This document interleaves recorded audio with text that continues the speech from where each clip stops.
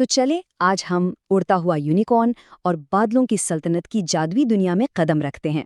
ये सिर्फ एक कहानी नहीं है, बल्कि इसमें कुछ बहुत गहरे सबक छुपे हैं।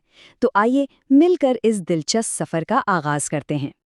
तो ये कहानी शुरू होती है एक बहुत ही बुनियादी सवाल से। क्या हीरो बनने के लिए बहुत बड़ा या ताकतवर होना जरूरी है, या फिर एक छोटा सा बच्चा भी अपनी हिम्मत और अपनी अच्छाई के दम पर हीरो बन सकता है? यही वो सवाल है जिसका जवाब हमें इस कहानी में मिलेगा।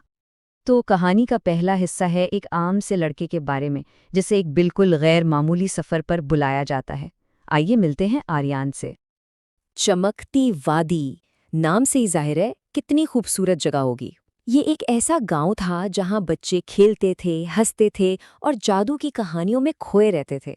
और यहीं रहता था आर्यन, एक ऐसा बच्चा जिसका दिल और दिमाग हमेशा जादुई दुनियाओं और अनोखी मखलूकात के ख्यालों में गुम रहता था। और फिर एक दिन कुछ ऐसा हुआ जिसकी किसी को उम्मीद नहीं थी। जब आर्यन खेल रहा था तो आसमान से एक चमकता हुआ परों वाला यूनिकॉर्न उतरा और सीधा उससे बात करने लगा। यूनिकॉर्न ने आर्यन को बताया कि उसे एक बहुत बड़े मिशन पर उसकी मदद चाहिए। बस यहीं से आर्यन का सफर शुरू होता है। आर्यन ने जरा भी देर नहीं लगाई, उसने फौरन ये चैलेंज कबूल किया और एक नई जादुई दुनिया की तरफ रवाना हो गया। उसकी मंजिल थी बादलों की सल्तनत। और ये दुनिया बिल्कुल किसी ख्वाब जैसी थी। यूनिकॉर्न आर्यन को बादलों के ऊपर एक ऐसी सल्तनत में ले गया जहां हर बादल से रंग बिरंगी रोशनियां निकल रही थीं, जादुई परिंदे गीत गा रहे थे और छोटी छोटी परियां बादलों के बीच खेल रही थीं। बिल्कुल वैसी ही जगह जिसके आर्यन ने हमेशा ख्वाब देखे थे। लेकिन इतनी खूबसूरत जगह होने के बावजूद वहां एक बहुत बड़ा मसला था। यूनिकॉर्न ने आर्यन को समझाया कि वहां के जादुई फूल वो मुरझा रहे हैं।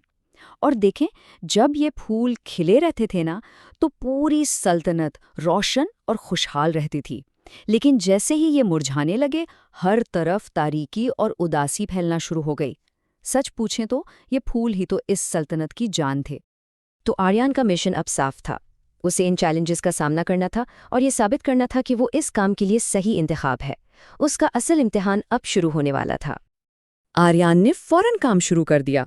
उसने एक एक करके जादुई चश्मे ढूंढे, हर एक मुरझाए हुए फूल को पानी दिया और रोशनी के रास्तों को साफ किया। ये सिर्फ मेहनत का काम नहीं था। इन छोटे छोटे कामों से आर्यन ने सब्र करना सीखा और ये भी समझा कि छोटे कदम भी कितनी बड़ी तब्दीली ला सकते हैं। ठीक उसी वक्त जब लग रहा था कि अब सब कुछ ठीक हो जाएगा, कहानी में एक नया मोड़ आ गया। एक शरारती काला बादल कहीं से आ गया और उसका मकसद था आर्यन की सारी मेहनत को बर्बाद करना और सल्तनत की सारी रोशनी चुरा लेना। लेकिन आर्यन अब अकेला नहीं था। उसने अपने यूनिकॉर्न और वहां बने नए जादुई दोस्तों के साथ मिलकर उस शरारती बादल का मुकाबला किया। वो सब एक साथ खड़े हुए और उन्होंने मिलकर सल्तनत की रोशनी को बचा लिया। ये लम्हा हमें बताता है कि दोस्ती और टीम वर्क में कितनी ताकत होती है। आर्यन की इस कामयाबी के साथ ही कहानी अपने अंजाम तक पहुंचती है और हमें कुछ बहुत अहम सबक सिखाती है। जब सल्तनत में दोबारा रोशनी और खुशी लौट आई, तो यूनिकॉर्न ने आर्यन की बहुत तारीफ की। उसने कहा कि आर्यन ने अपनी हिम्मत और मोहब्बत से सब कुछ बचा लिया। ये अल्फाज आर्यन के लिए सबसे बड़ा इनाम थे और इसी दिन वो बादलों की सल्तनत का हीरो बन गया। तो इस पूरी कहानी से हमने क्या सीखा? पहली बात, बहादुरी और नेकी किसी भी मुश्किल को हरा सकती है। दूसरी, दोस्ती और मिलकर काम करने से कुछ भी नामुमकिन नहीं रहता। तीसरी, मेहनत और सब्र से हमेशा अच्छे नताइज मिलते हैं।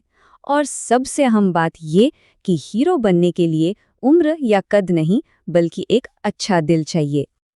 और आखिर में ये कहानी हमें एक सवाल के साथ छोड़ जाती है, जिस पर सोचना बहुत ज़रूरी है। असल हीरो कौन होता है? वो जिसका कद बड़ा हो या वो जिसका दिल बड़ा हो और नीयत साफ हो? ये वो सवाल है जो इस कहानी को सिर्फ बच्चों की कहानी नहीं रहने देता, बल्कि हम सब के लिए एक सबक बना देता है। अगर आपको मेरी कहानी पसंद आई हो तो बराह करम मेरे चैनल को लाइक करें और सब्सक्राइब करना न भूलें।